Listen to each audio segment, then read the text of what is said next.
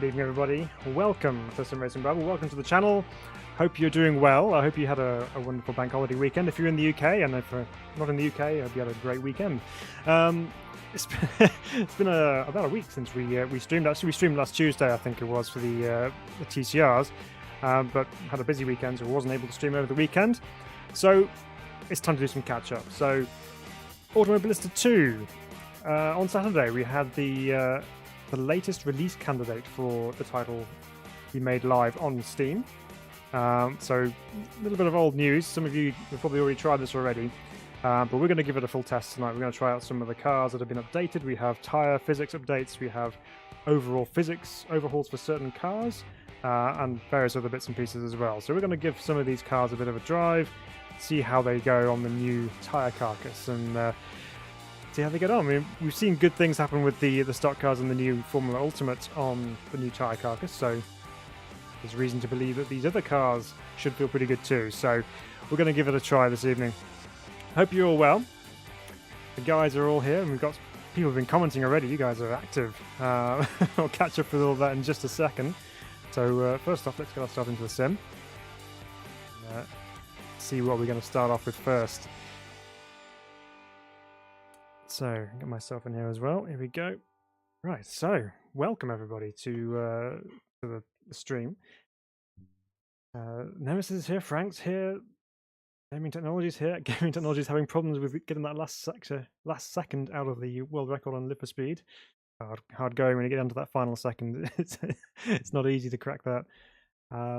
Yeah, so we're taking a look at the release candidate. It's still not been made the official live version. It's still in testing mode. So we'll see if anything changes, but welcome along everybody. Hi Nemesis, welcome. Frank's here. Okie dokie. Right, so as you can see on the screen, we have the Super V8. Now this is a car that's been a bit I guess hit and miss with a lot of people driving Automobilista 2. Everyone really wants to love this car from what I can tell. Some do, and some feel it's absolutely awful. So we need to give it a test because there's been some big changes to it. So I'm just going to read out the notes here so I can get this fully right, because there's lots of things which have been thrown in here about this particular car. So the Super V8, it has the revised tyre model, which is one of the main things. We have new suspension, new inertia, included real-life setup options for springs, ride height, camber, rear wing, tyre pressures, engine inertia, and added flexible axles, and a final drive ratio for Bathurst as well. Slightly raised the rear roll center, adjusted the spring rate to match real-life car springs, and options. So basically, welcome to a brand new Super V8. This is going to be interesting to see how this drives, because by the sounds of that, there's been some big changes to this car. So we're going to just try it out first of all at Brasilia, because I think it's a nice, easy way to get into it. You've got some fairly standard kind of single radius corners, which we can kind of get used to, because this car was very twitchy on power. It had some big oversteer issues when I last drove it. So we'll get ourselves into it gently and just try and get a feel for how the car handles on the limit, and then we'll take it to somewhere like Adelaide or Bathurst or something like that, and just give it its proper test, because that's where the Super V8 belongs really. So we'll see how we get on. Frank, there he is. Yes, there he is. Rob Davis is here. Welcome, Rob. Evening, he says. I think you're going to enjoy these changes. Most cars with changes have felt a lot better to me, particularly under braking and on the edge. Okay, well, that's a nice positive thing to look out for this evening. I shall certainly keep on board with that. Let's get ourselves to the right driving position here. That one. Okay. So, at Brasilia, pretty much all right-handers, just one slight left-hand kink, but it's flat out, doesn't really count as a corner. So let's see how we get on with this car. So it was very, as I said, very twitchy and not easy to keep under control or from sliding too much. Turn that down, because this V8 is going to be very loud in my ears in a second. Here we go. So let's see if this is a little bit more controllable. I know the tyre carcass updates for a lot of the cars have been very positive. Let's have a feel through there. Build ourselves up gently. Ooh, he says.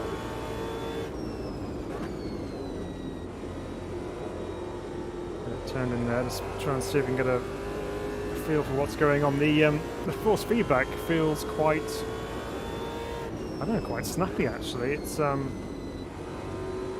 to cruise around there a little bit just to get an understanding of it. But it feels quite heavy when it hits things like curbs or when oversteer happens. It actually seems to get quite heavy in the hands. You've got to be quite fast with your reactions because got to try and catch this thing in a hurry, and if it's ripping the wheel out of your hands, that could be a bit of a challenge. So here we go, let's try and pick up the pace a little bit.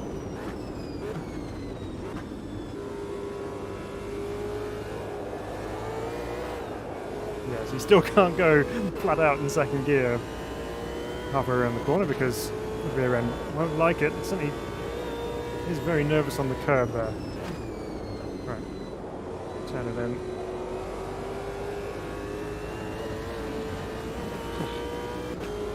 Goodness me, it's a bit wild actually still. It's not quite as controlled as I was expecting it to be, however through there it was a little bit nice. We've still got cold tyres of course, so we can put some of that edginess down to the lack of temperature in our tyres. It still moves around a fair bit. The Frank says +1 for braking feel, 1000% improved. That's quite the percentage increase on braking performance there, Frank. I'll have to pay a bit of attention to that and see what that's like. Get off that curb, Phil. Every time. Right. Mike Ross is also here. Welcome, Mike. He says, just got it back into AMS2 after the last update. Was doing iRacing and ACC. Really enjoying the latest update and can't wait for this one. Great vids, new sub. Oh, thanks, Mike. Appreciate that. Really do. Thanks for subscribing to the channel and being part of the team here. Right. Tyres are very cold still. The outside obviously is going to be warming up more than the inside because we're really only turning right exclusively pretty much, so that's where the heat's going to build.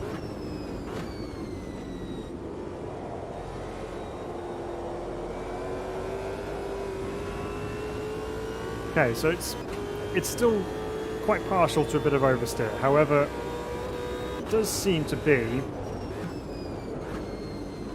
a little bit more controllable when you do reach that limit. Don't you just love commentators' curse? Isn't it just the best thing ever? Well, that warmed my tyres up, and all of a sudden we've got damage, so we have to go back and try it again and start all over again. Right, let's what can we do with these tyres? Because they're stone cold. Right, so let's put them down by a fair few clicks and just see what happens. Even get a bit of temp in here, so it gives us half a chance. No, I don't want that view. Why are you defaulting to that view? Right. Let's try again.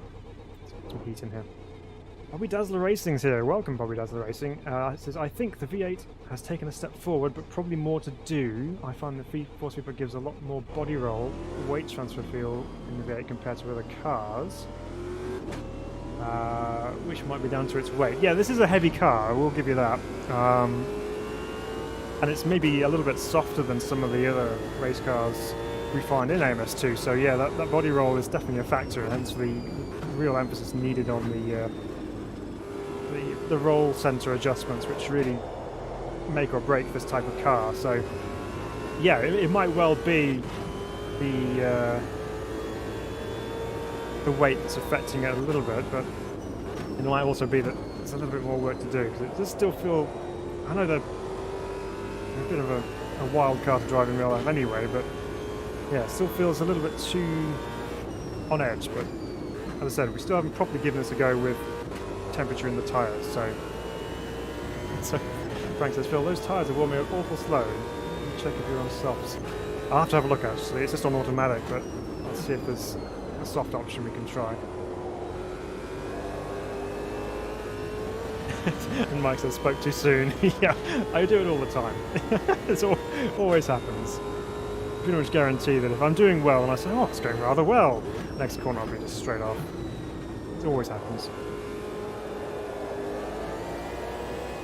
I have to do some Shane van Gisbergen style drifts and burnouts to get these tyres activated, I think.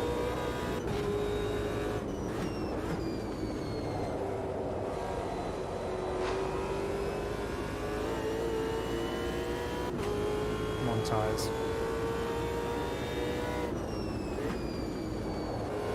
I do like the Brasilia circuit. I know it's very basic and it only really has right turns to worry about, but I do really enjoy driving it for some reason. It's got a nice kind of feel to it. You have a decent battle around here. We had a race around here with some AI. I think it was the Formula V12s actually.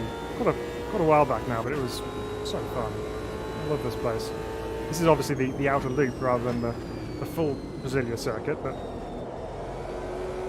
quite a nice little test circuit to get used to cars if you're trying to get used to them.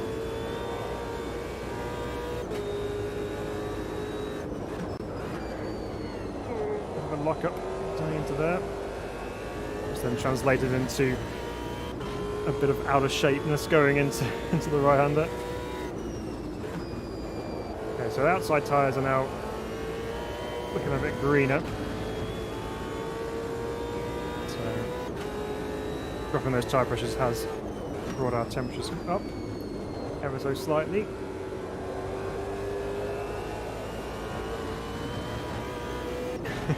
Definitely when you get on the AstroTurf on the outside there, that's where it really starts to spin up and cause you some problems.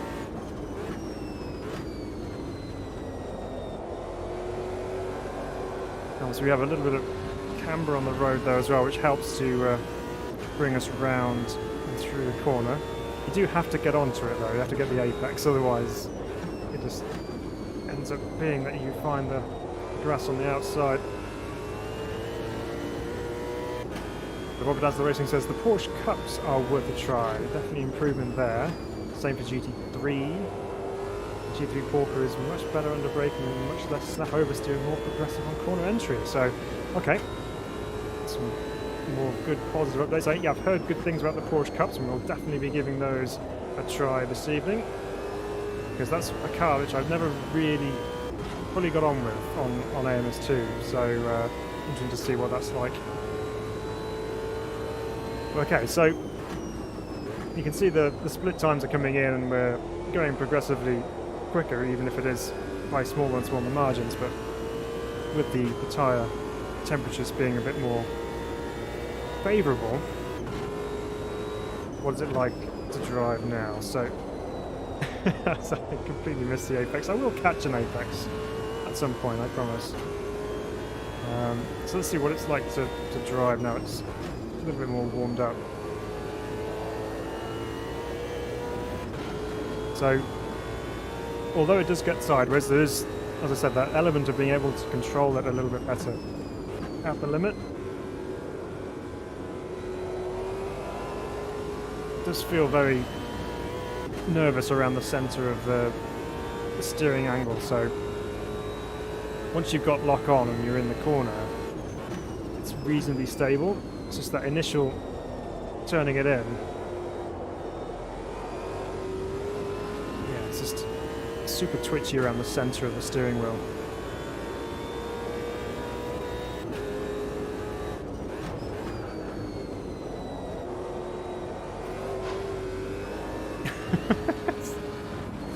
Oh boy. Okay, this thing's still a handful. Okay, let's take it to an Australian circuit. Let's go to Adelaide and give it a try in there. There's a bit more variety of corners as well there, so of course more curbs to rip our hands off. So we'll give that a go.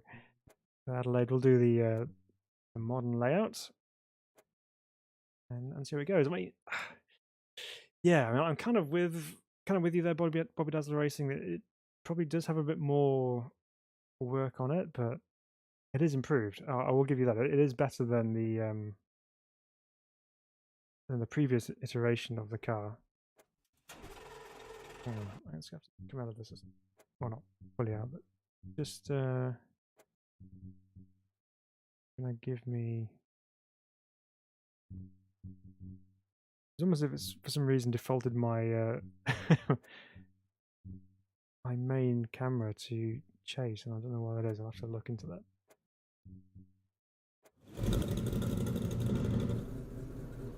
It was from taking a screenshot earlier. I was in chase mode, and then you go into camera mode, and then I was clicking through and restarted the session, but it was not on me, so it's a little bit of a bug there where you end up doing that. But ever since then, it's not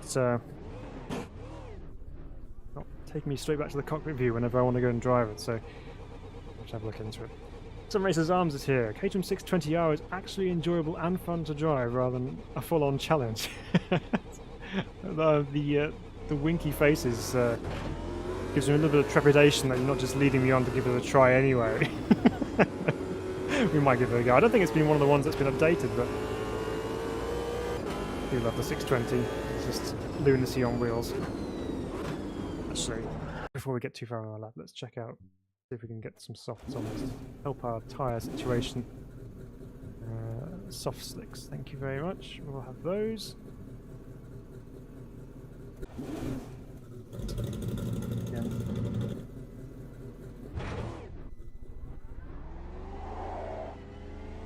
Okay, so yeah, Bobby Daz is questioning, have they applied the new tyre model to those Caterhams yet? I don't think they have. Didn't see them on the list anyway. Right. Soft tyres on board.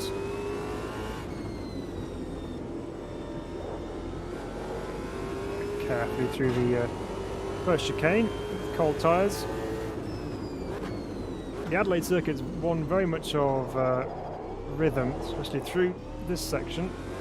You literally just point and squirt through here as you ascend the ladder, as it's called.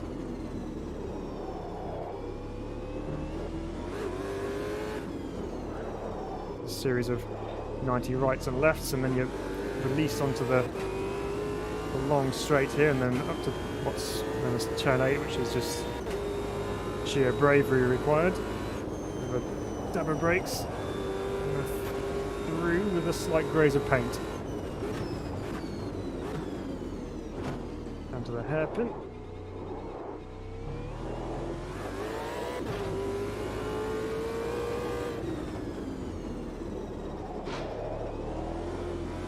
It's definitely quite tricky on the curbs.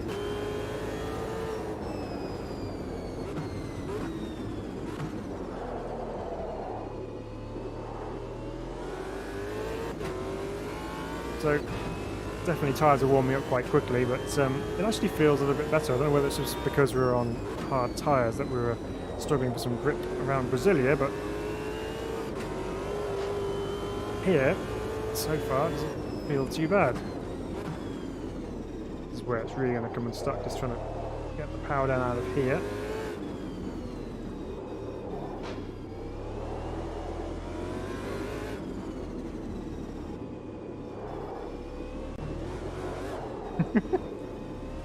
Get off that curb. I was just going to avoid that one altogether. Right. Work to do from my end, not just the car. So here we go then. Up through turn 8 again. A dab of brakes. Thread the needle back on the power.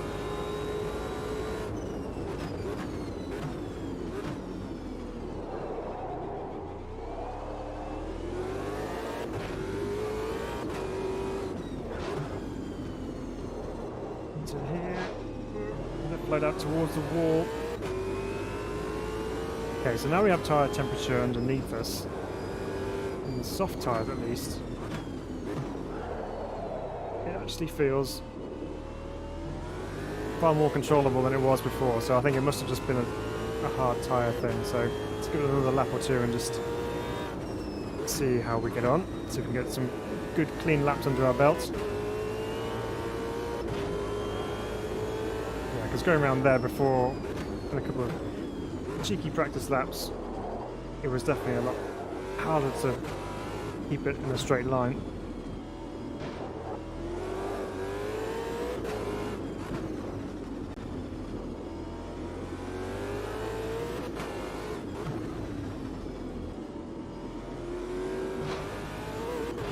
Okay, not too bad.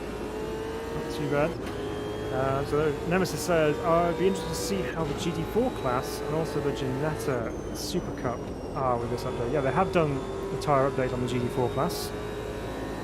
You did a lot of work on that, didn't you, Nemesis? You were doing some back-to-back testing, as I completely missed my braking point. So yeah, that would be a good one to try as well.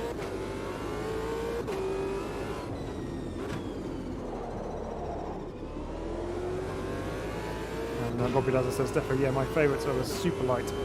Yeah, the Superlight. The 620 is a beast, but yeah, the Superlights are a good balance of power and grip. Speaking of grip, definitely more on these softs. I mean, you'd expect that anyway, because soft tyres should be better than hard tyres, so more drivable. As for how long they last, wouldn't be right to say. Probably not too long with my mad erratic driving, but definitely more drivable on these tyres. Oh my goodness. Right, so that's the V8 then. So okay, it's improved, I'll tell you that. It has improved. Still a challenge though, which is kind of what you'd expect with a Super V8. It's you know, they're not known for being a car you can jump in and go faster with straight away. You have to put the effort in to understand how they drive and kind of get the most out of them. So good challenge, but it is a better driving experience than it has been beforehand. So just to take another look at the list of cars which have had the tyre adjustments. So we've got GTE, GT3, GT4, which Nemesis you mentioned too, GT1s. Have to give those a go. The DPI, which has had other changes as well, so we'll get onto that. The P1 class, the Formula Ultimate Gen 1 and Gen 2 have also had further tyre carcass and tread adjustments as well. So other adjustments made included the added flexible axles and adjusted elasticity. Lots of easy words to say in that group of updates, but yeah, plenty of things to delve into. So I think what we'll do is we'll jump into the DPI next, because again, that was another car which I felt was lacking when it was released. I mean, for me it was the weaker part of the Racing USA pack when it was released, with the GTEs and all the other bits and pieces as well. Wasn't my go-to part of that particular pack. So be interesting to see how this has now been updated with the latest physics updates. So we'll go to Road America for this one, because it's back that this particular type of car would race on. So we'll give this a go.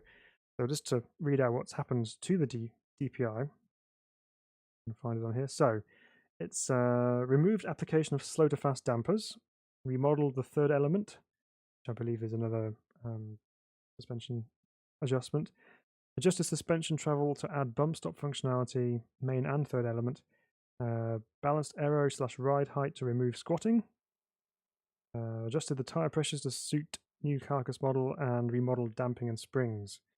So again, it's another rather large overhaul for the DPI. So curious to see how this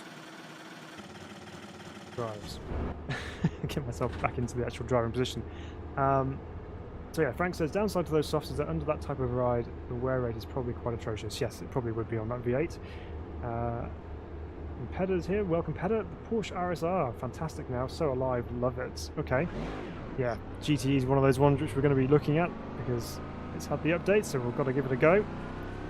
So RSR might be a good shout. So unlike the Super V8, we're coming out of the pits with warm tyres, which is a nice added bonus. get ourselves a few laps of Road America in the DPI. So why didn't I particularly gel with this the first time round? I guess part of it was noise related. I think it had a bit of a, no, in fact, it didn't sound like it was raw enough in its sounds. But it does sound good now, I will give it that.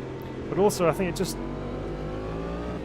felt fairly nondescript in its handling really. It didn't quite feel like a well sorted carbon fibre chassis prototype. So you'd expect to have good levels of downforce through the fast stuff and just general high levels of grip all around. But even on this outlap here, when we've lost tyre temperature from the pits for some reason, it's not driving fast enough, so I need to go quicker. Even on this outlap, it's actually feeling not really good. Almost flat through the kink. I reckon we can go flat out next time round. Braking down here, hard, braking down to second. Yeah, so there we can get the power down quite nicely out of there. If that's flat through there, might just be a little confidence lift. Oops, it's been braking too late for the final corner. Okay. Well, so far so good actually. It feels pretty planted. So let's go for a full flying lap. Ooh, get off the grass. Into grip, even with the grassy moment into turn 1.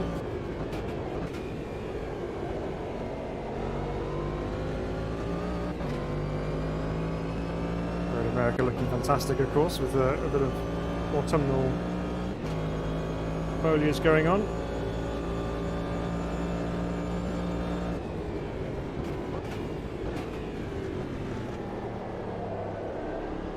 Too early on the brakes, that's time for turn 3.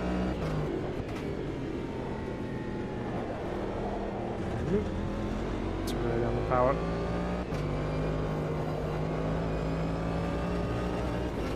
So this in comparison, so force feedback wise with the Super V8, I was saying it was quite skittish around the middle of the steering range in terms of force feedback. This one, although it's quite strong and there's a fair amount of feedback coming through the wheel, it doesn't feel anywhere near as nervous when you try and turn the car in, so that's a good point. So Robbie does asked, are you running default? Yeah, are you running default plus all custom ones? Yeah, I'm running default plus. Can't exactly remember all the numbers that are associated with it, but yes, default plus is the one I'm using.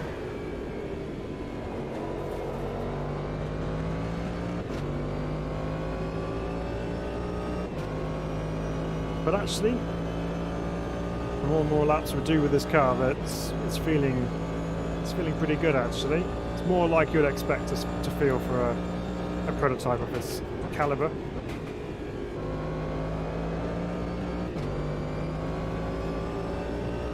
There's no kind of body movement through the corners. It's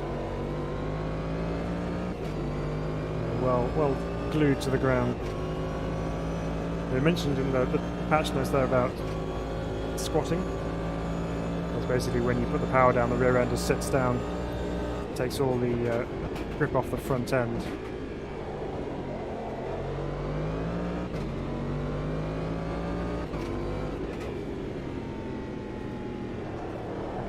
Too early on the brakes into there, just not quite up to speed on the braking distances with this thing. Ooh. Because we missed the apex by a meter, you run off by a meter.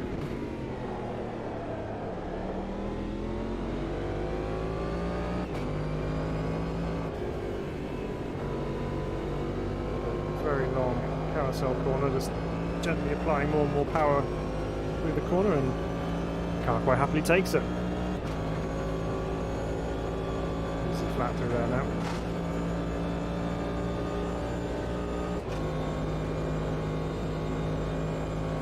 On the brakes once more. Turned in. Yeah. No, definitely a good improvement with this car, I think.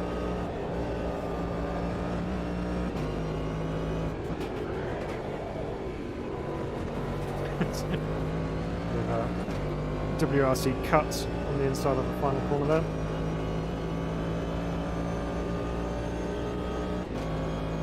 Yeah, okay.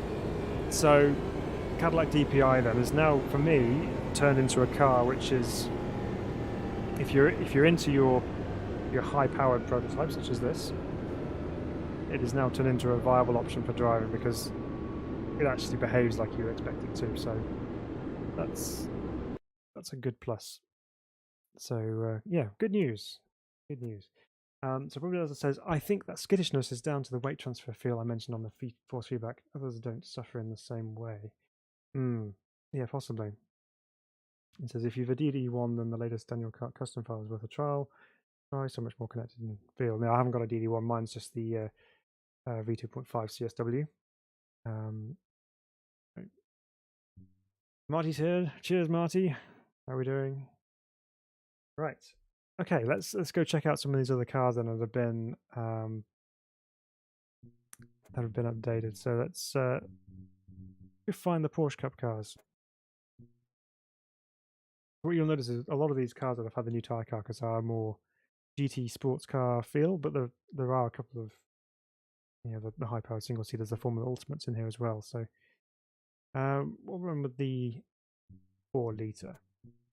So let's go to Imola and give it a try around there. Whippy Whip's here. Welcome, Whippy Whip. Thing I find with MS2, it feels like you slide around corners rather than drive around them. Yes, it has seemed like that in some cases. Yes, there is an element of just the slip, the tire slip over the surface of the circuit can seem sometimes like you have to apply too much throttle to get the rear sliding to get through the corners rather than just driving out of them or driving through them steadily. Yeah, I know what you mean with that one. Interesting to see. Right. Porsche 911 Cup cars then. So these cars are very unique in their driving standards. It's just similar to, very similar to the Super V8. They have their own unique characteristics. Mostly because the engine's at the back in the Porsche, but you do need to do a fair amount of trail braking to get the car nosed into the corner properly, and braking in a straight line hard and then trailing in as well. But these cars are very unique in their mannerisms, so let's see how we get on with that. The limiter's pretty violent. Okay, let's see how this gets on.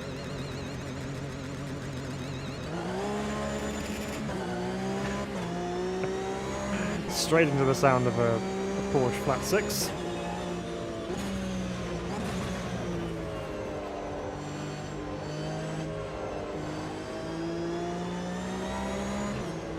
Again, we've got stone cold tyres, so no judgment straight away.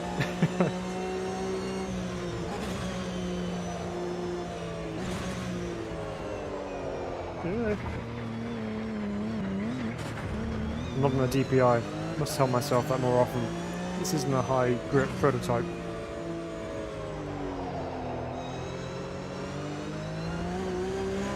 Ah, that's right, Frank. Yeah, absolutely. The Cup has a new interior audio as well. And it sounds good. I did kind of think it didn't sound like I remembered it, but yes, it's why. It's because it has new interior sounds. So it does sound very nice. Lots of other noises, not just the engine sound. There's some gearbox noise added in there as well.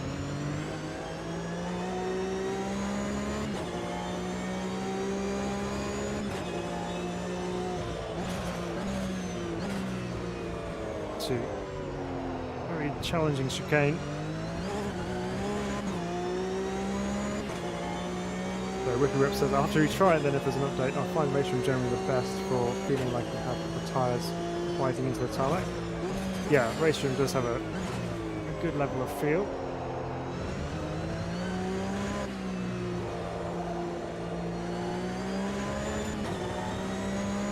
So Frank says tyres will be on 10 in 2 to 3 laps in summer now. Okay. It's gonna take a little while to warm these up by the looks of things.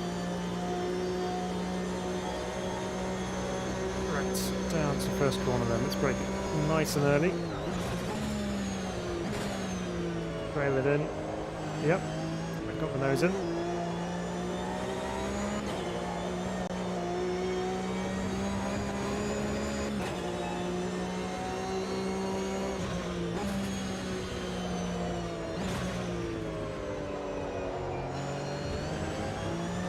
Okay. Now I've got my head into it a little bit more. Sort of sliding a little bit through there, but those first couple of chicanes, it did feel a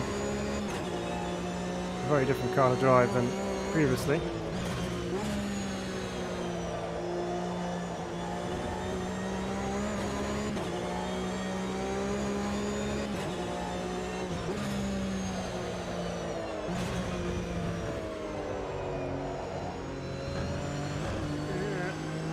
Yeah, I think the sliding to go around corners is still there with this car. It does feel like you're on a very green and slick track. Almost of a Charles Leclerc through there.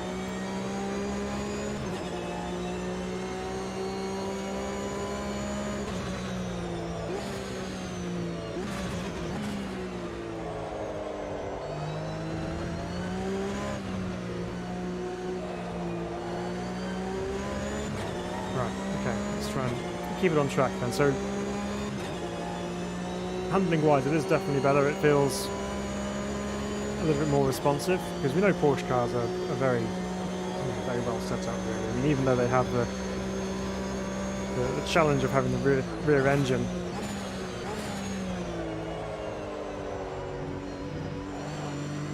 Porsche have managed to get around it by engineering their way through it.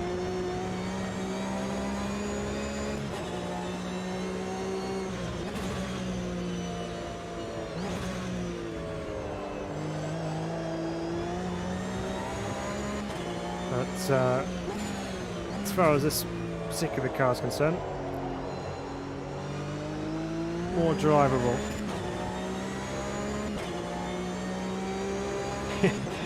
So, let's catch up with you guys say here. So, Azaris is here. Welcome, Azaris. Race Room has 0 sliding whatsoever, so if that's the yardstick and everything else feels like drifting.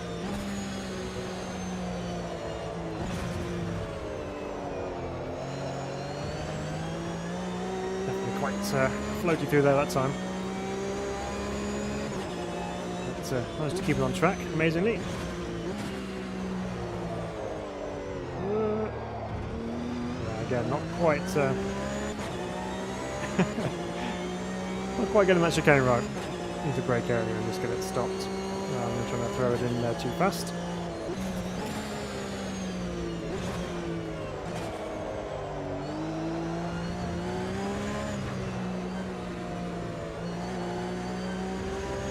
I'm going to slow it down a little bit here. Just want to experiment with this grip through corners thing. I'll catch up on what you guys have been saying. So yeah, Marty says it's a long patch list for the release candidate. It is. It's a fair amount of stuff that they've changed and updated.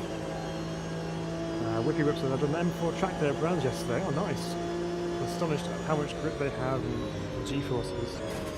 None of them sliding around like most sims feel like. Yeah.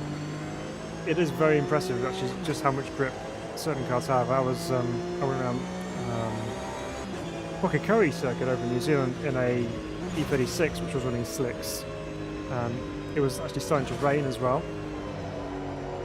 But even with the rain on track, there was still incredible amounts of grip. And that's just a converted road car, so it wasn't a full spec race car, but it still had the huge amount of grip.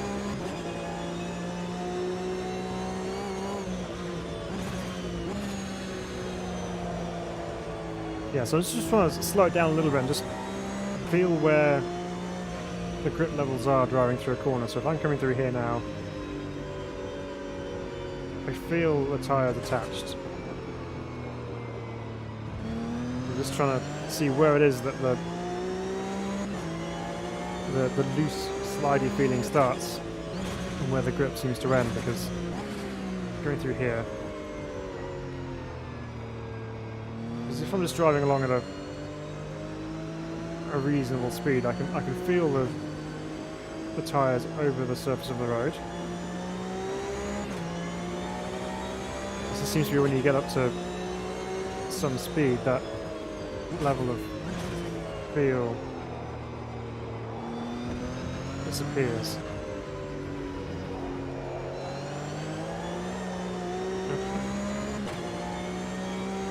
Okay, so yeah, Porsche 911 Cup cars then. So for me, it has improved again. It's very similar in the way that the DPI has improved as well.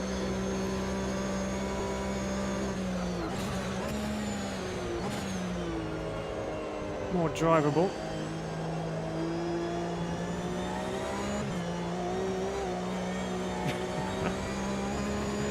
Even if we are still sliding this thing around quite a lot, but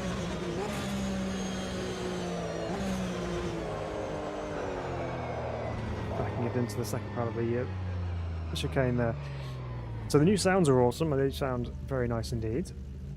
But the good thing is now you can actually jump into a Porsche 911 Cup car, drive it, and get around the track without any kind of fear that you're just going to plow on with heaps of understeer or just generally not be able to drive a thing because it's all over the place. So it is definitely more drivable now. So that's a good step up.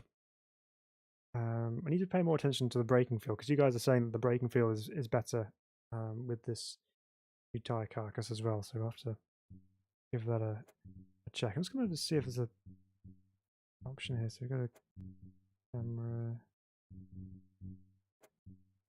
gameplay.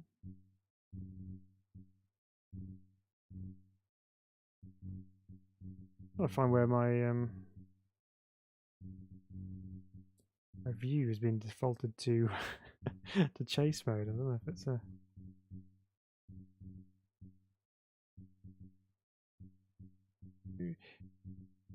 if anyone knows if there's a setting you can change for that and where it is, please let me know. Otherwise I'll just have to keep clicking back with the button.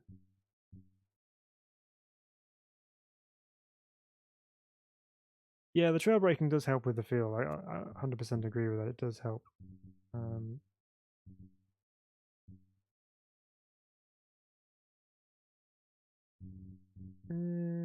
Okay, I can't find it, so we're just going to have to just persist with our changing back with the buttons. Okay, so next ones then. What are we going to try next? Adjustments. Ooh. Let's jump in the GT1s.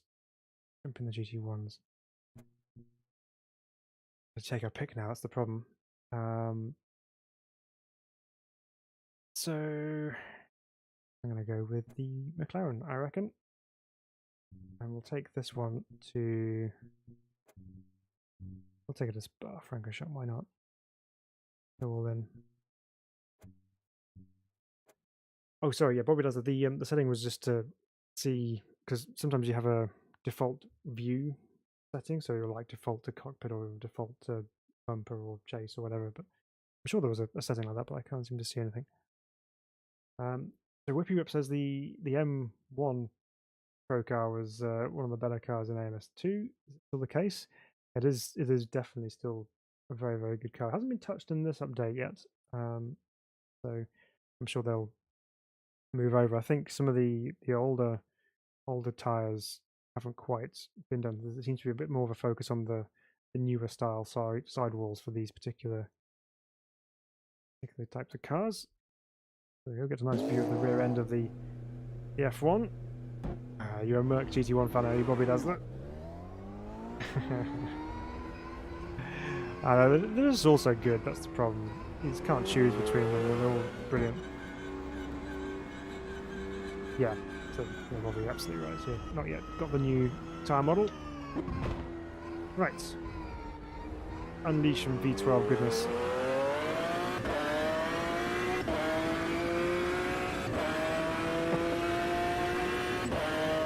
Oh, that noise never gets old.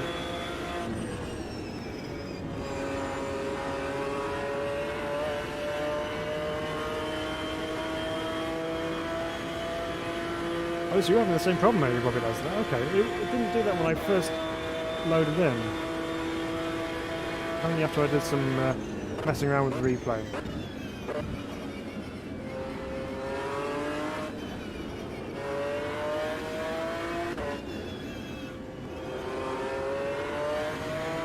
Ah, now this feels good. Into Rivage. Just remember I've got a central driving position, so all the distances to the curves are the same, both left and right. Now we know the GT1 cars are good in AMS too. This feels so good.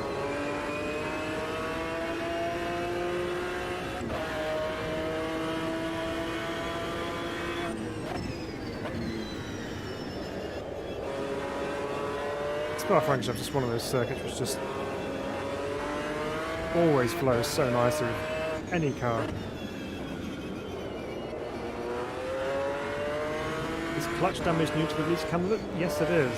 I'll have to check the notes as to which ones they are attributed to, but there is clutch damage in the update. So we've got to be careful with our shifting.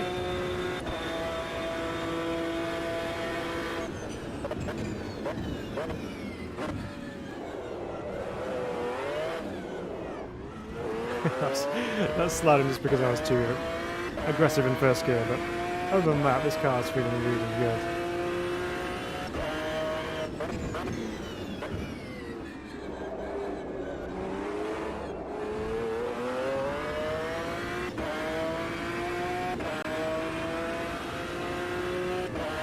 Just the noise, upshifting, just amazing. Right, through a Rouge and up Radio. Probably can go flat. It's too much of a chicken.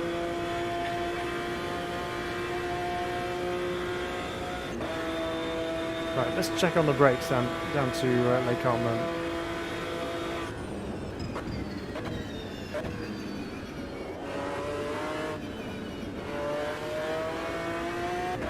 Fairly uneventful, really.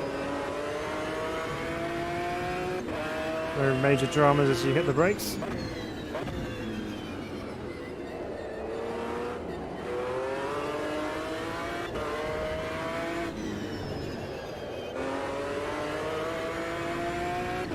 I think the main benefits of this new tyre model are when it's on limit, where it's just starting to break loose, and the feel that you get when it does so.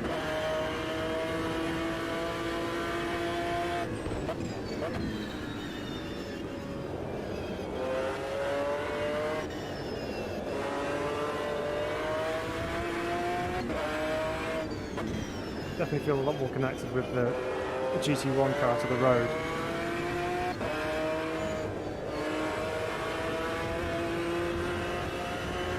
Even if it does start to tramline that curve a little bit, it's stuck on that.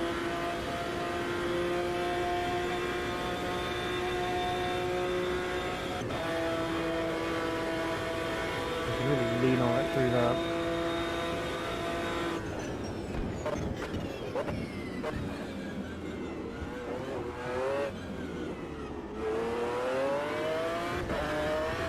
This is one of those cars where you can actually drive it through the corner rather than sliding it through, so that's good.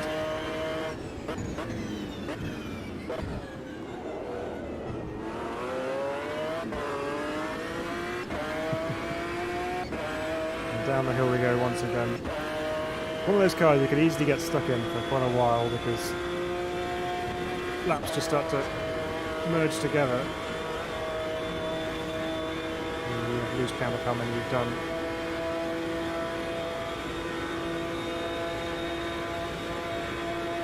Yeah, slight movements on the steering wheel. Lots of weight in the centre, but not to the point where it's snappy when you try and turn into a corner like that. Very progressive.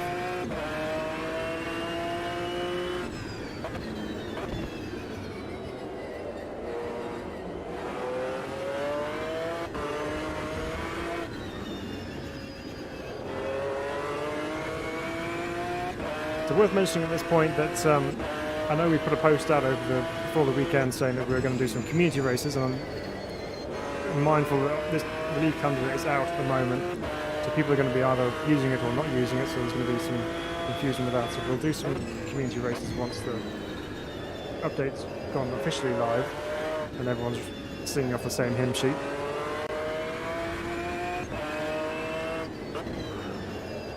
So depending on when that is, we'll do some community races with you guys.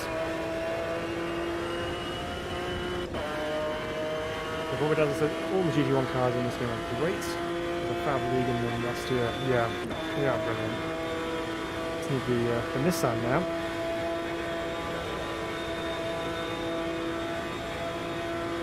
Kevin's here. Good evening, Kevin. I'd almost forgotten about the GT1 cars. Yeah, no, they're still here and they're still just as good. I was long plan sprint at Brands, Kevin. We got a good day there. Always very impressive to see them up in person.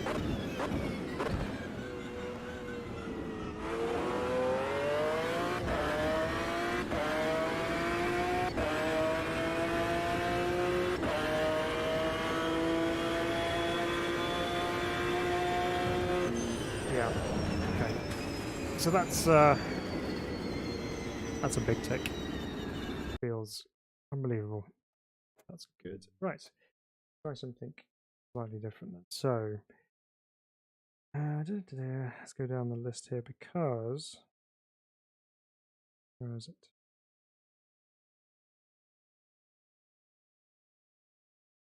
Right. Now we've driven this a little bit recently. This particular car. I'm going to go back to it because it's going to be a good test. So it's the BMW 2002 Turbo. We did some races around Donington Park with this car. So we're going to go back to Donington Park just out of comparison because on the updates for this one, it mentions that this car is one of the ones which have had flexible axles and revised overall elasticity. So as it's axle related, the 2002 was quite loose last time we drove it. It was kind of sideways most of the way around the lap. So I'm interested to see whether that axle flexibility has actually made any difference to that. Frank's chanting for the RSR. We will do it, don't worry. We will get there. It's not paddles, we'll use H pattern. It would be wrong to use paddles for this car.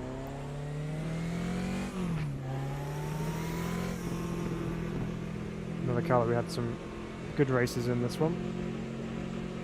So we'll only do a couple of laps of this just to see how we get on.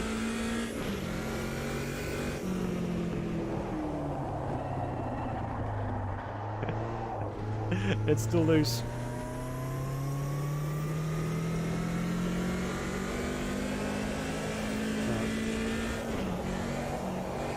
Again, jumping out of the GT1 car into this. Bit of a stark contrast in terms of handling, but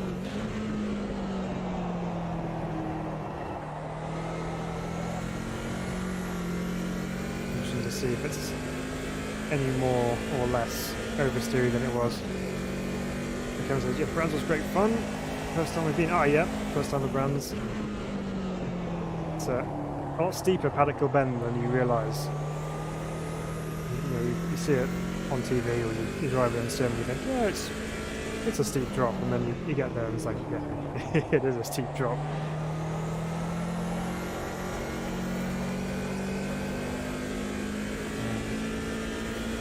The GT3 cars, the Caterhams are impressive because how close they race. Yes, they are. They're very good racing all the time in the Caterhams.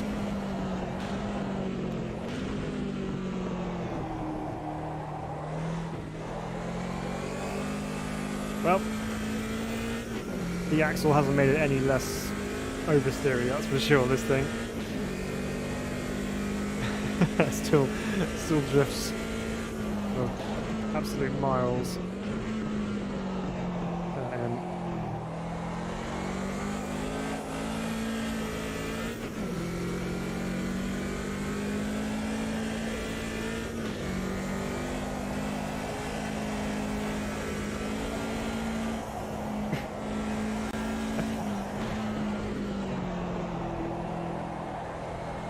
Yeah, still very, very slidey.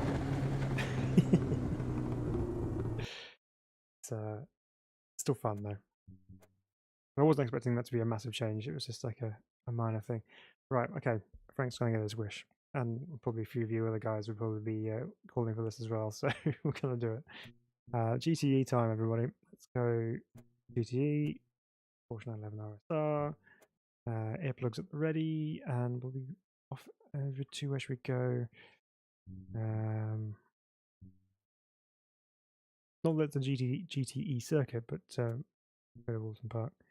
I'll do the classic one with no chicanes. Go with that. Andreas, welcome Andreas. Tire pressure plus temps, do some laps first. Yep. Yes. They do take some time to warm up, I believe, some of these tires, so especially the V8s, they require a lot of warm up. Marty says the Laguna Seca has got improved rolling starts. Yes, it does. Yep. I can't remember the rolling starts last time I did a rolling start, Laguna Seca, but they're improved. That's always a good thing. As far as try rain tires, maybe they have more grip on the VM. Yeah, we've got to try slick tires in the rain as well, because that's something that they've supposedly adjusted. If we're talking about the compression at the bottom of Brand's turn 1, which is Pelican Bend, yeah, it almost wins you. It does, honestly. It sends your head funny when you go in the compression. It'll, yeah, gives you a very funny feeling as you go through there. Can't imagine what it's like in something like this going through there. I'm not going to use H paddle for the RSR. That would be wrong, just as much as it was to use paddles for the 2002. Right, RSR. I already hear it's ready to unleash its fury of sound on us.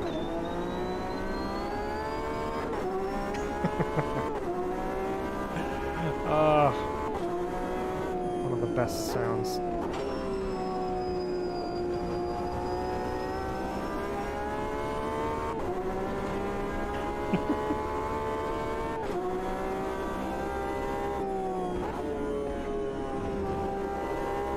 The downshifts.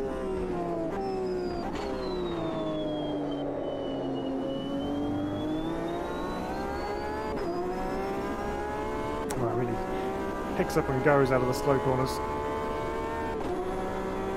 Over the bumps, hilltop. Not going to bother with Nickerbrook. Not the chicane anyway, his not chicane. Which we should have done. Oh dear, let's go back to pits and get myself a new RSR, thanks. That's what happens when you go off a reference point and you think, yeah, that'll work for every single car. It won't. Normally you just brake just on that on the dip just after you go past the turn in for the chicane, and then you get yourself slow down enough to fly through the right hander, but not when you're approaching at that kind of speed. Let's brake earlier.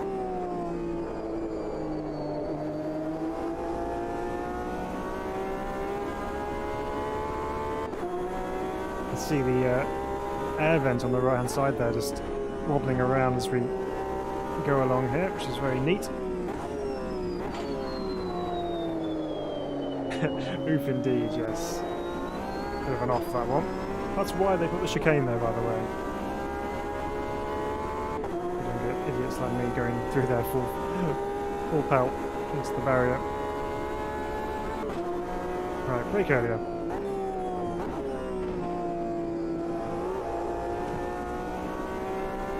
Probably can brake later than that, just needs to actually brake in a straight line and not go sideways on the way in. I think it's probably the order of the day.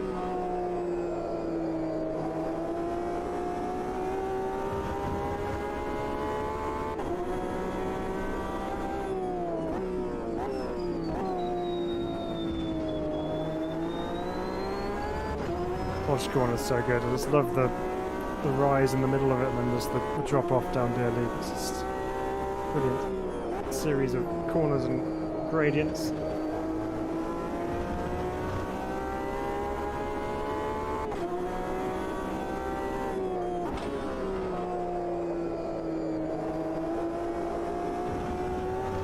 Too quick into cascades, have to wait to get on the power.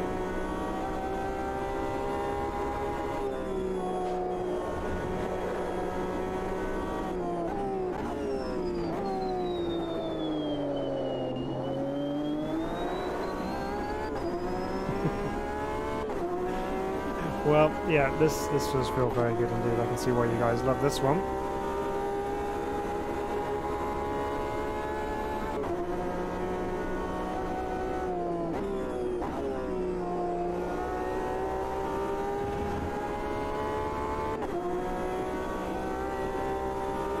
Just enough grip to provide some high cornering speeds, but just that little bit of edginess, which means you can't just expect it to be stuck absolutely everywhere.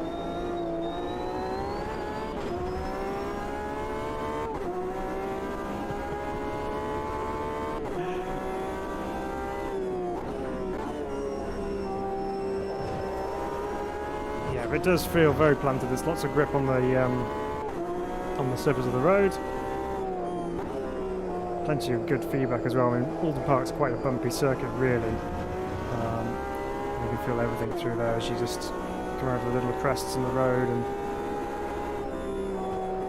balance it through fast corners like Highland Bend.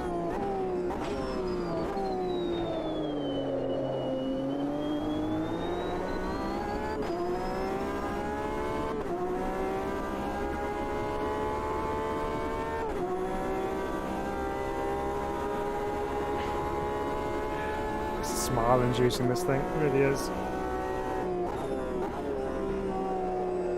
There it is, yeah, I was right. That is the braking point. You just have to brake in a straight line and not go sideways on the way in. That's the trick. Again, braking with a bit of steering lock on there into Druids was what caused the rear end to come round, so trail braking is obviously good, but when you have your foot on the brake very heavily and turning, that's when it's not particularly happy.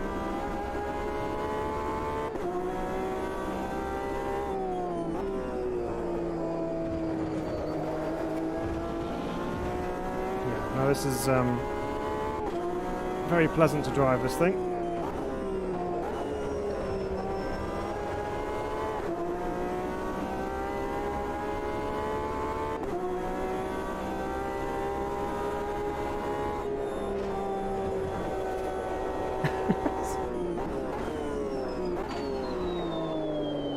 Thankfully it's a nice big bank corner shuttle that's happened to catch you when you're running so deep from carrying all the speed around Island Bend.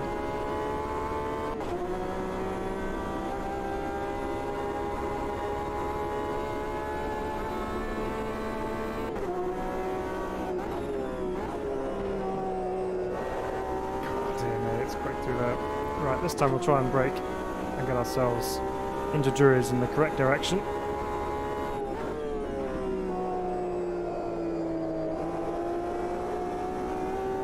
Needs to be a bit sooner.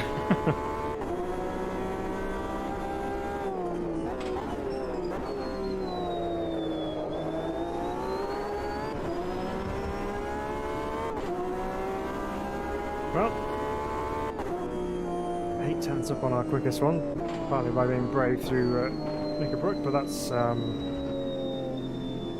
rather nice, that is. Okay, well let's try another one then. So we've got, in terms of the tyre updates, yeah,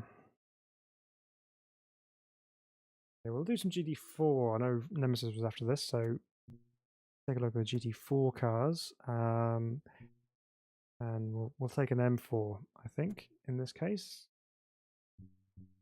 because this is one of the cars that was quite wild in its handling compared to the rest of the GT4 cars. And we'll go to Laguna Seca actually. Drive.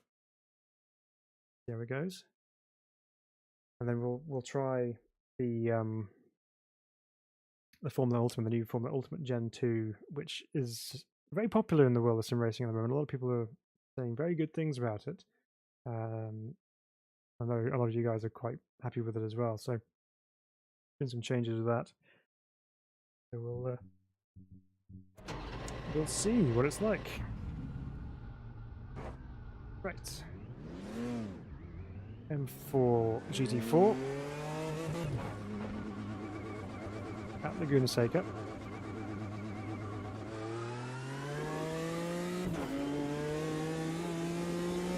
Also been a bit of a fan of how this thing sounds. Hasn't got GTE brakes though.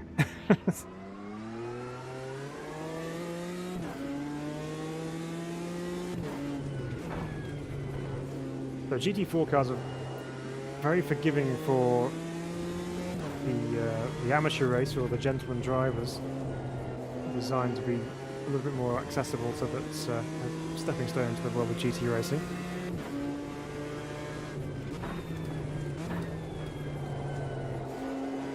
So it'll be interesting to see what the tyre characteristics are like with this thing now, whether they are more forgiving in the way that they give up their grip. Yeah, Andrea says this car was undrivable last time I tried it, and yeah, I would kind of agree with you. It was very, very loose compared to everything else in its class.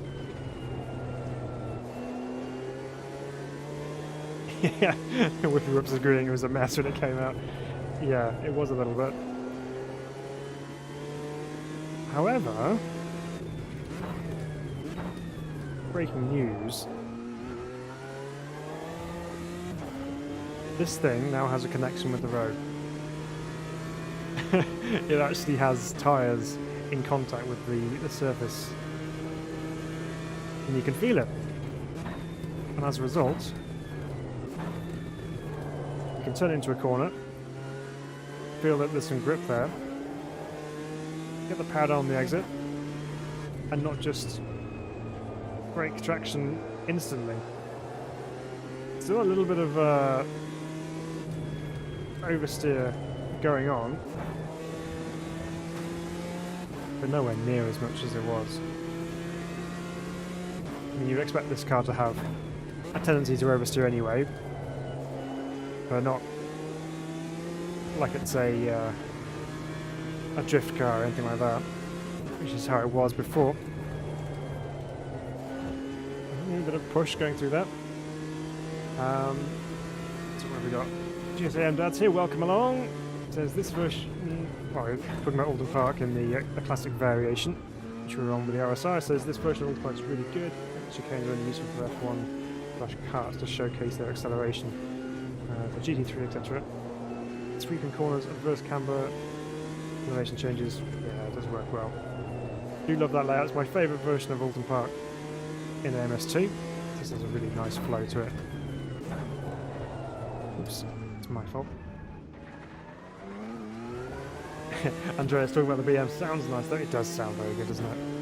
But yeah, it is honestly. It is an improvement. It's worth revisiting if you've shied away from it because of the way it drove when it was first released, and I wouldn't really blame you for that.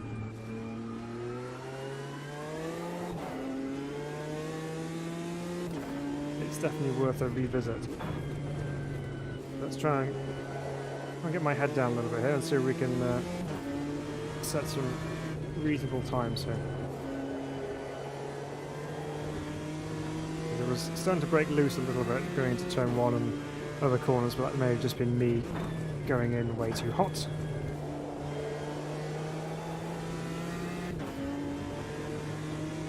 And of course, again, this is only on default setup, so there is undoubtedly more to come from the handling of this car if you actually delved into it and made some adjustments, but as a pick up and play kind of experience, it's far more accessible That was my fault again, just not braking early enough.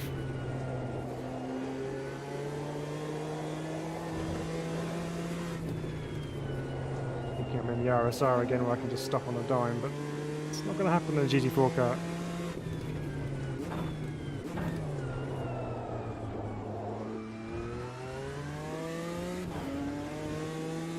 Everything just happens in slow motion almost after being in that RSR. You have to brake seemingly miles before the corner.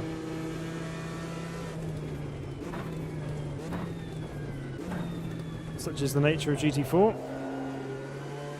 Oops. Very pedestrian through turn 1 that time.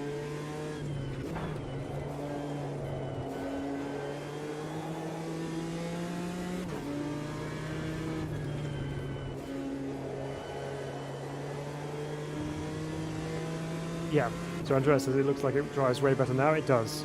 It is much better. More car-like.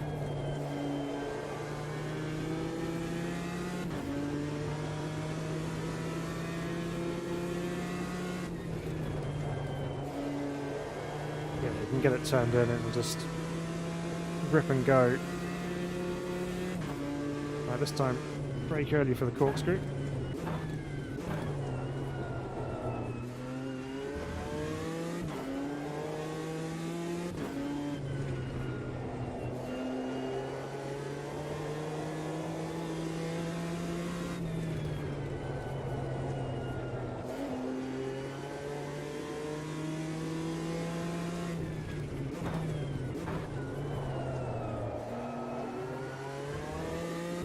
Yeah, no, good stuff. Very happy with that actually. And it has the weight that we're looking for as well through the traction. You can feel when the tyres are unstuck and when they are.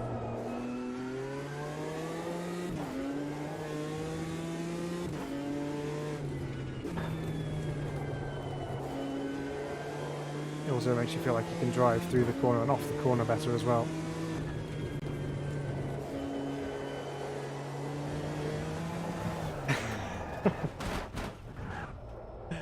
And right on cue, there's my there's my exit sign. BMW M4 GT4, good, very good. It does very good that one actually. With that, or now has another worthy contender to choose from. Whereas it was probably written off by many beforehand. Yeah, very good. Okay, what else have we got? Right, yeah, I said I was going to do Formula Ultimate, wasn't I? So let's go do that. Ultimate's Gen 2. Now we'll choose. I really like this pink and blue livery. I think it looks pretty good. So where should we take this one to? And need to give it somewhere where it can stretch its legs slightly.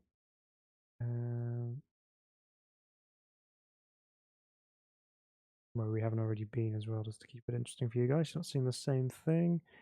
Let's go to.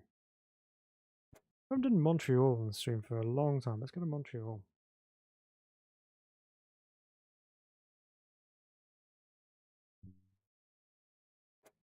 Go with that. Right. So Andrea says, do we know when this patch will go live? Not yet, but I'm assuming as it was put live to beta on Saturday, should, as long as there's no major issues going on with things which people have found, I would have thought by the end of the week it should be properly live.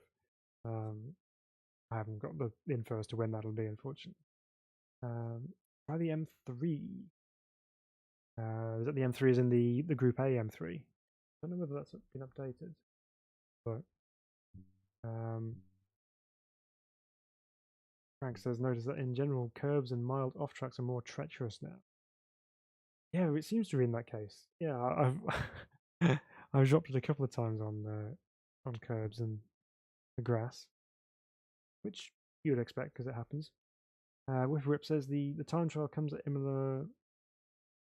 Oh, sorry, time trial times at Imola are about 7 seconds faster in real life with this car. Yeah, I think you were saying actually on the last stream it was quite a lot higher, but they have changed the drag apparently to help with matching top speeds to the real car better. So whether they've increased the drag, which has slowed down the top speed, which will obviously reduce the lap times. Okay. So, pinnacle of single-seater racing. And the latest iteration of the regulations for Formula 1. This car was unexpectedly fun for me. I'm not a big single-seater fan, but I really enjoyed this car when we drove it. I've driven many laps around Montreal in the past in Formula 1 cars, so this should be like reuniting with an old friend.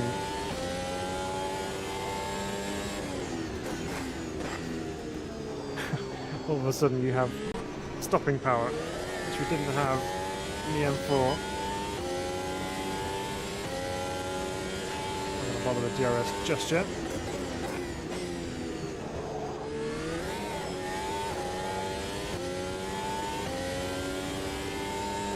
It still sounds really cool.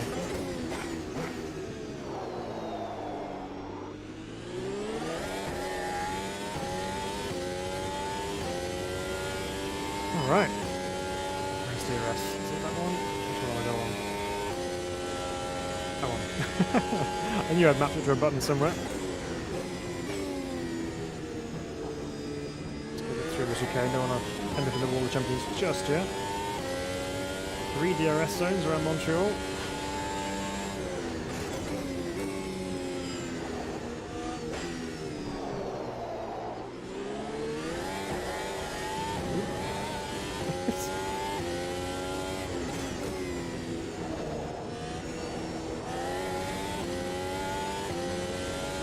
Everything comes up very quickly in this car, especially around Montreal.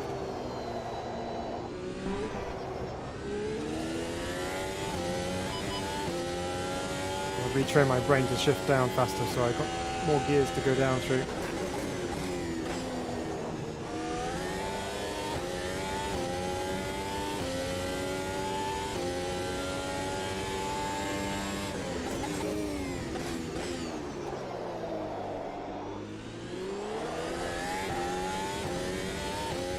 Again, this is feeling like a very nice car to drive.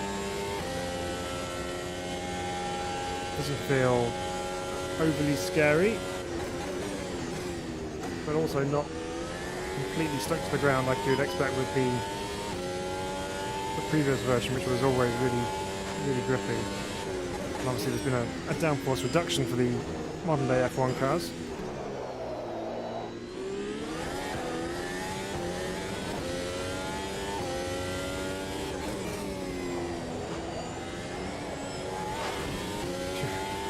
Grazing the wall ever so slightly.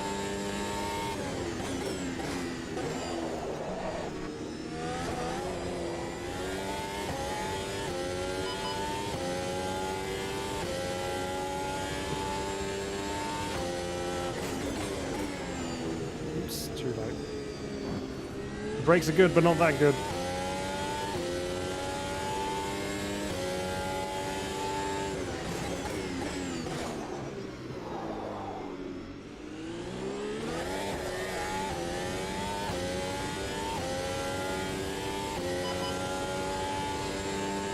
This car is very fun actually. So it's good that there's been a car such as this which has really brought a light to the world of Automobilista 2 for a lot of people. Got a lot of attention.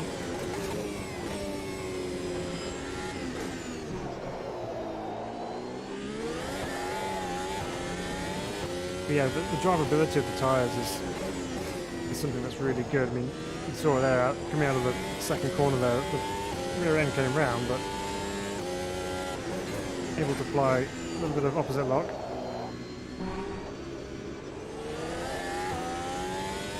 Catch the slide, which is always Almost very satisfying.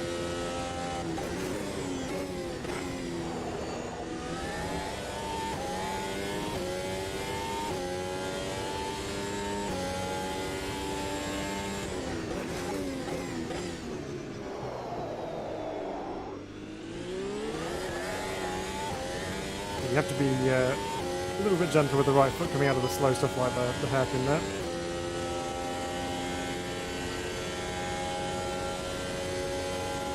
And be a bit more aggressive with the chicane.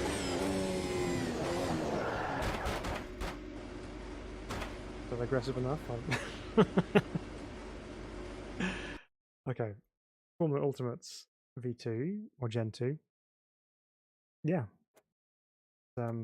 Still just as good to drive, and if not, it's a bit better even. I think it's just it's got a nice balance on the tires. You can feel it as well. You can feel how it moves around, and you can just load up the tires through the quicker corners and coming off the slower corners as well. You can actually, you know, you feel it better when it does go and let go on you on the rear, and then you can just apply a bit of opposite lock and away you go. So yeah, good. It's good stuff. Right.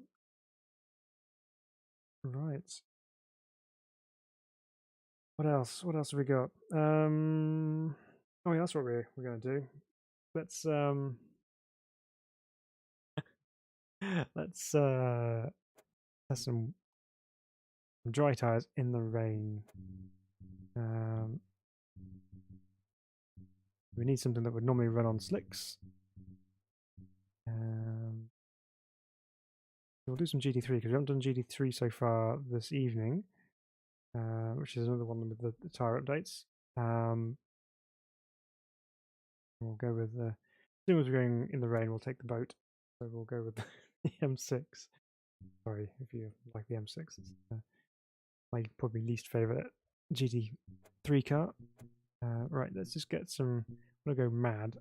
So we'll just have rain, and we'll put on some slicks. We'll take it to. We'll take it to the Nürburgring GP with the Vedal chicane, which is the quicker chicane. Please, and go from there. If you thought it was funny.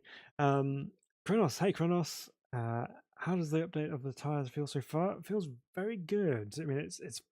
I think it's quite subtle in a way. Actually, I think if you were new to the game and you'd driven it maybe once, a few months back, then jump back into the cars after this update, you might not notice too much. But if you have driven them a bit more regularly, yeah, the update will be noticeable. But it is very, very what's the word? Subtle in a way, the way that the tires have changed. But it is a definite positive step forward. It does feel very good indeed. However, what might not feel so good is is running slicks in the rain. So we're gonna. There's only. Well, you have soft slicks or no slicks, so we're going to go with soft slicks. So last time when we drove, it was actually the previous car, the Formula Ultimate Gen 2, on slicks in the rain. There was more grip on slicks than there was on wets. So draw your own conclusions to that. But they've changed it. So let's go out on slicks. And see if we have any grip whatsoever of the rain noise on the roof. Wipers are that one. Nemesis is here again. So if this was if only this car was competitive. Yeah, is it not a competitive car currently? Would be a great. I'd be under the only lobby though. Yeah, possibly. Okay, let's build up our speed ever so slightly. Those slick tyres in the rain with a track such as this wet shouldn't have very much grip at all.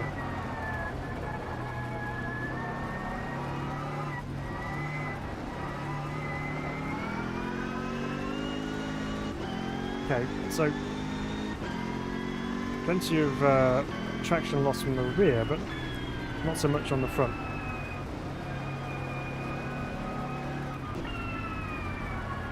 Okay, so it is quite slidey. You have to go quite slowly, but with slicks you would normally just, if you're coming down here and I'm braking down to second gear, turn the wheel, you would instantly just go from no lock to full lock and you just carry straight on because there'd be no grip whatsoever. I know I mentioned earlier on that the slicks I was on, yeah, that's more like it, the slicks I was on in the BMW earlier when I was in New Zealand was surprisingly grippy, but it wasn't this wet, it was merely just like spots, test your metal rain rather than fully wet track.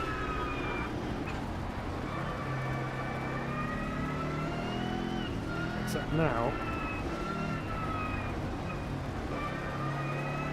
it does feel quite slick actually, not so much grip now. I don't know, it's just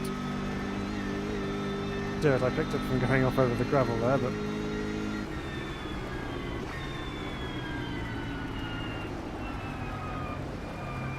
yeah, quicker corners you definitely push on quite a bit more, but it does still feel like there's perhaps a bit too much grip in the slicks. I know they're also stone cold as well, but I'll keep trying. Colonel said, I feel like the new tyres do away with the old sliding madness engine physics, which people dislike so much. Yeah, to a degree. I think we have still seen some slidey feeling going on this evening, but yeah, nowhere near as much as there was.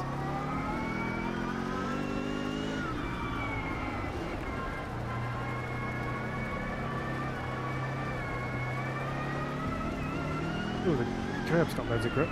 Let's get back on that.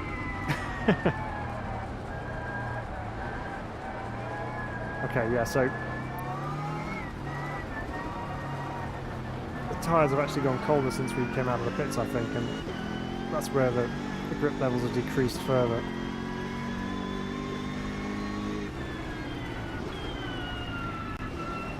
Obviously by this time you would have pitted for some wets because no one would have done more than one lap on this type of condition if they had to. But yeah, so grip levels have decreased in the wet on slicks. And maybe they could go a little bit less.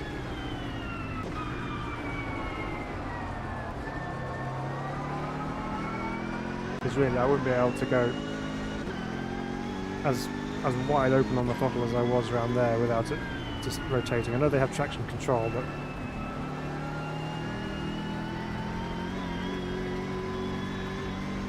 yeah, the rear wheels would be all over the place, so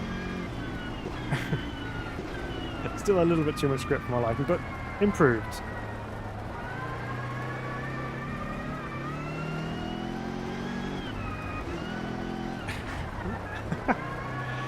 The curbs have gone grabby. I don't know if you saw that then. I had to fight the wheel back the other way because it hit the curb and it grabbed it away from me. Kind of strange, but there we go. So, move that there a little bit. Racem, hey Racem. I was wondering when someone would stream the new update. Has no one covered it yet? Probably because it's not live. I've not seen much from the release kind of build. I think it's pretty decent. Yeah, it is. It is pretty strong. It does feel good.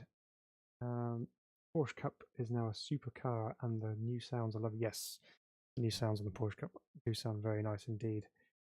Corona says, absolutely, Racer Riser are doing a fabulous job with development in terms of where they took the Madness engine and where it is now. Yeah, so we knew it was the case. I mean, did anyone really doubt Risers to be able to extract the best out of it? I think there's still more to do, obviously, but I think it's very very positive. The direction we've come from the first days of AMS2 to where it is now, it has grown and become more and more like a really top class racing sim, and I think it's changed a lot of people's perspective over time as well. Thunderfoot TV, welcome. Good to have you with us. He says, evening, first time here for me. Oh, well, glad to have you with us. Says, may I ask which sim you're coming from, or which your default or favorite sim is? I was wondering which software you use as a reference. Okay. Well, we're on obviously Automobilista 2 tonight. I'm very open to pretty much any sim. I don't tend to stick to one particular sim or type of car. I switch things up. So we were in Automobilista 2 or Race Room or iRacing or Assetto Corsa, all sorts of different things that I drive. I kind of flip between each one of them, which is probably why my skill level is not as honed as perhaps it could be if I focus on one particular thing, and then I obviously get quicker at it. But I like to have a bit of a more well-rounded experience because I think all sim titles have got something going for them. They've all got pluses and minuses, obviously, but you just got to enjoy them for what you actually can enjoy for each sim. I mean, I love AMS2 because it brings so much more to the sim racing world in terms of content that no other sim has. So we have all the Brazilian content, which no one else really deals with. And we have a wide range of stuff. So there's something in there for everyone, whether you like touring cars, GTs, single seaters, classics, karts. You've got a really wide range of stuff on here. And similarly with Race Room, they bring in extra content which no one else really does, which is awesome. So yeah, I mean, it's just great to experience all the different options we have available within sim racing. So yeah, I don't think I could possibly say that I have a default go-to sim. It's more of what do I fancy doing, and then I'll just go and do it because there's so much out there which is worth having a look at.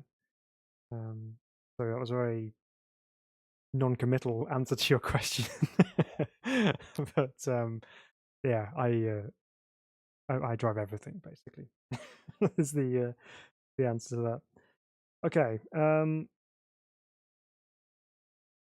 so just gonna have a quick look here.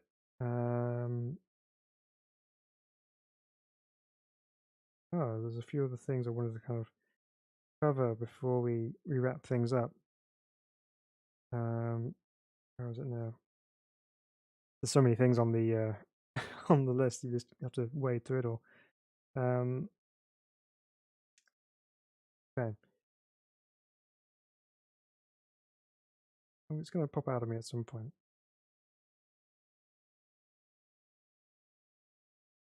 Okay, so we're going to try out. This is non-tire related now. I'm going to just jump in a. So we're going to go with Retro Gen 3 DE. This is that one, is it? Assign proper interior AI sound and increased volume of turbo whine. So this is the turbo, so I'm going to have to go with that one and give it a go. So I'll catch up here. So Rachel says, say what you like about the Project Cars or SMS, but the Madness engine is astonishingly good for performance. I can run it almost full settings in VR on a 600T, which is pretty impressive. Yeah, it is. It is very well. It does run very nicely on lower spec machinery, which is good for inclusivity. It means everyone can enjoy the benefits of driving AMS2, which is always good. So we take this thing then. Let's take it to. Yeah. Let's take the Silverstone, I reckon. We'll go to the.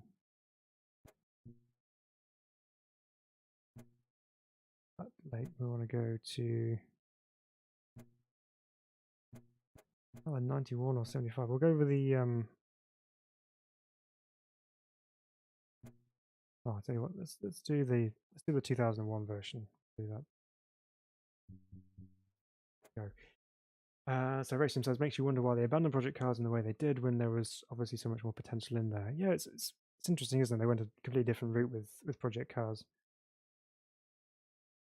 Yeah, GSM Dad's agreeing there. So It was a 1070 Ti.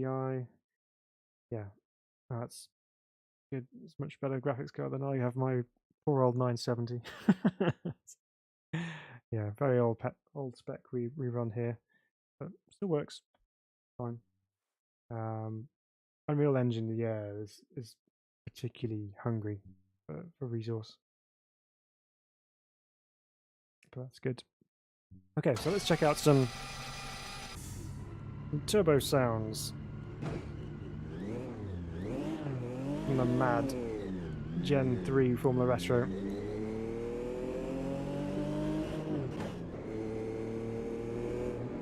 You love the sound of this thing. This is so good. Right.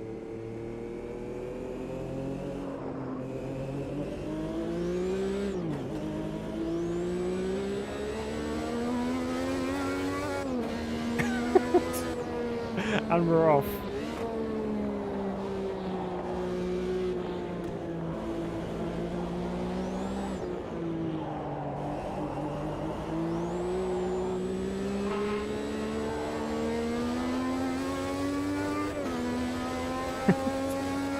I forgot how much this thing shifts.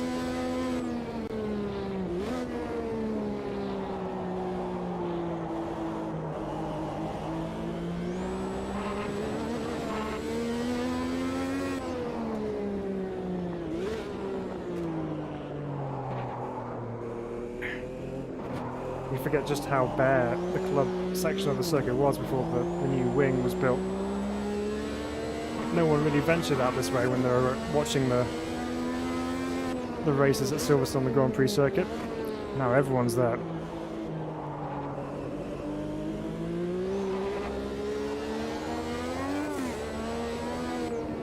And Bridge Corner as well, of course. I possibly dislike going through there.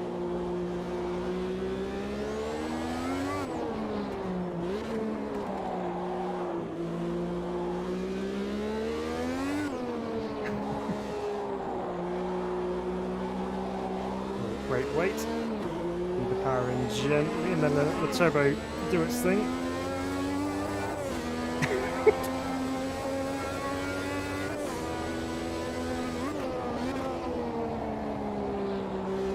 And then gravel on the outside of cops as well.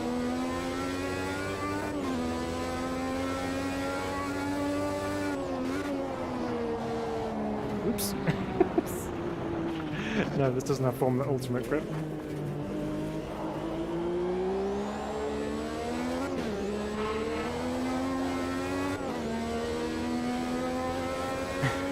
What an insane car this Kronos here it is. It's absolutely ridiculous.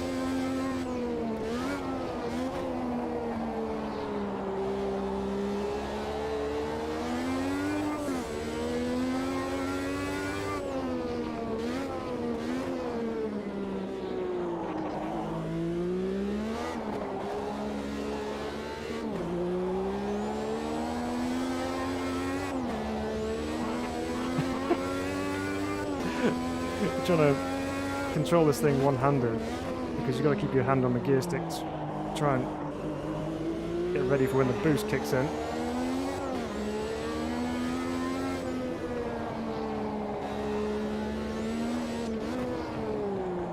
Oops.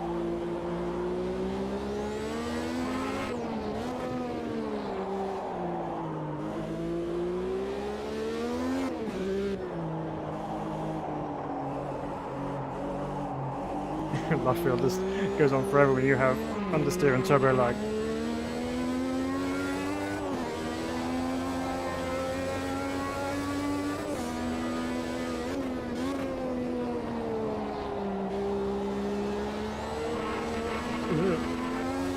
So yes, turbo sounds sound good.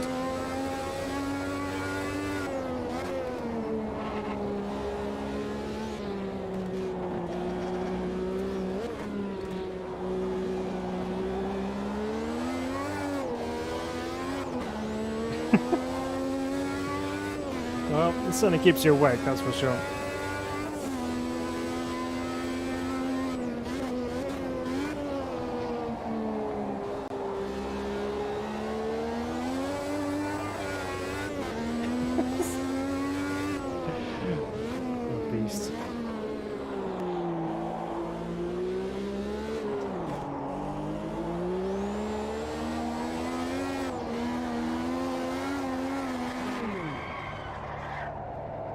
wasn't going that time. Too much. Ah, that thing's fun. Imagine racing those things back in the day. Yeah, absolutely. It would have been quite the experience, I'm sure. Yeah, turbo sounds added. New turbo sounds for that car. Sounds good. Too busy trying to keep the rear end in check. Okay, well that pretty much wraps up our view of the release candidate for AMS2. I mean, there are so many little small things in here, but it'd be very difficult for me to just kind of load in and say, yeah, this is what it's like and this is the difference, because they're so subtle. But they all add up to being a really good improvement overall.